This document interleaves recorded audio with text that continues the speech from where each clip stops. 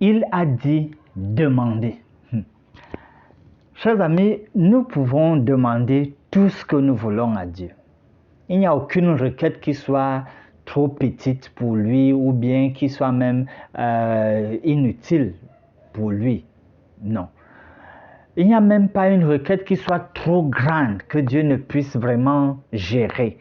Notre Dieu est omnipotent. Il est capable, il est tout-puissant. Et ça fait donc que tout ce que nous pouvons demander, il peut subvenir. Selon le propos de Jésus, en Marc 11, 24, où Jésus dit, « C'est pourquoi je vous dis, tout ce que vous demanderez en priant, croyez que vous l'avez reçu et vous le verrez s'accomplir. » Toutefois, je dois le souligner, il y a des conditions à remplir.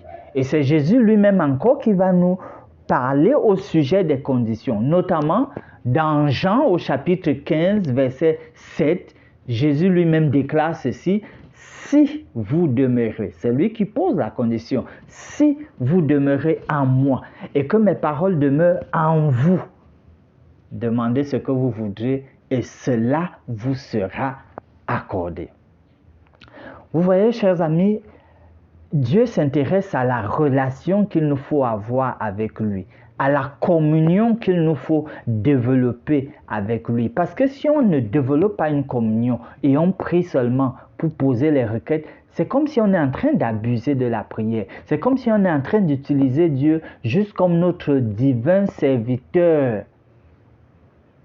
En réalité, lorsque ces conditions sont prises en compte, on se replonge donc dans 1 Jean au chapitre 5, versets 14 et 15, où la parole nous dit ceci, et ça a trait à l'efficacité de la prière.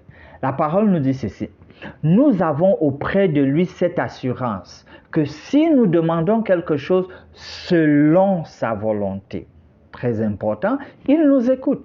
Et si nous savons qu'il nous écoute, quelque chose que nous demandions, nous savons que nous possédons la chose que nous lui avons demandée. » Donc, lorsque nous prions selon sa volonté, parce que nous avons harmonisé nos cœurs à sa volonté, alors ce que nous allons recevoir doit être à la gloire de son nom.